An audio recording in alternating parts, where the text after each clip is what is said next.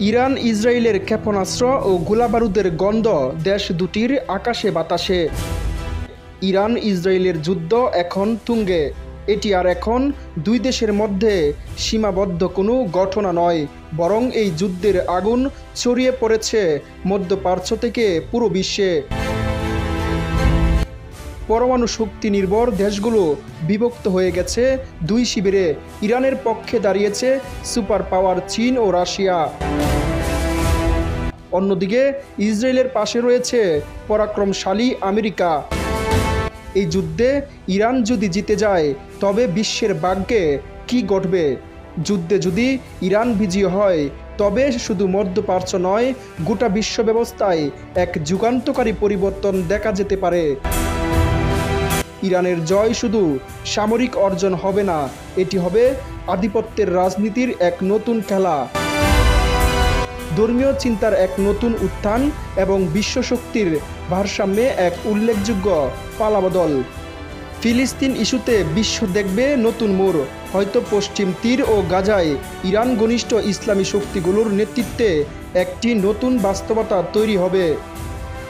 প্রথমত, মধ্যপ্রাচ্যে ক্ষমতার ভারসাম্য সম্পূর্ণরূপে পাল্টে যাবে।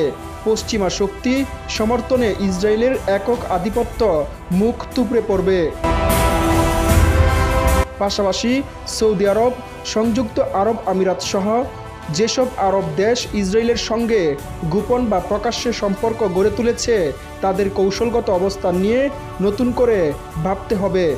ইরান হয়ে উঠবে রেজিস্ট্যান্স ফোর্স তথা প্রতিরোধ চেতনার প্রতীক। দ্বিতীয়ত, বিশ্বশক্তির ক্ষমতার প্রকাশ্য পালাবদল ঘটবে। ইসরায়েলের পরাজয় হবে যুক্তরাষ্ট্রের এক বড় পরাজয়। ইরানের হাতে ইসরায়েল পরাস্ত হলে যুক্তরাষ্ট্রের মিত্র দেশগুলো, বিশেষ করে ইউরোপ, সৌদি আরব ও জাপান নতুন করে তাদের নিরাপত্তা নীতি নিয়ে ভাববে।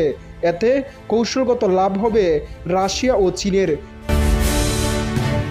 এছাড়া ইরান চীন সম্পর্ক গভীরতর হবে, নতুন চুক্তি হবে তেলের বাজারে।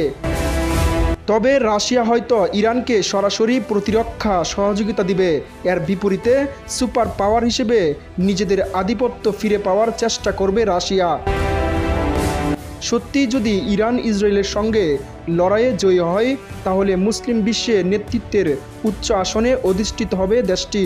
তবে এতে আরব সুন্নি নেতৃত্বের সঙ্গে সংঘর্ষ বাড়ার সম্ভাবনা তৈরি হতে পারে, যদিও কিছু সুন্নি গোষ্ঠী একে শিয়া আধিপত্য বলে প্রচার করতে পারে।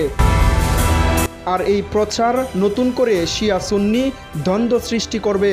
এতে নতুন ধরনের গৃহযুদ্ধ বা প্রক্সি সংঘর্ষ হওয়ার আশঙ্কাও উড়িয়ে দেওয়া যায় না। শেষ কথা, ইরান যদি সত্যি ইসরায়েলের সঙ্গে সরাসরি যুদ্ধে বিজয়ী হয় তাহলে তা হবে শুধু যুদ্ধের নয়, এক চেতনার জাগরণ, এক শক্তির পালাবদল এবং এক নতুন ইতিহাসের সূচনা।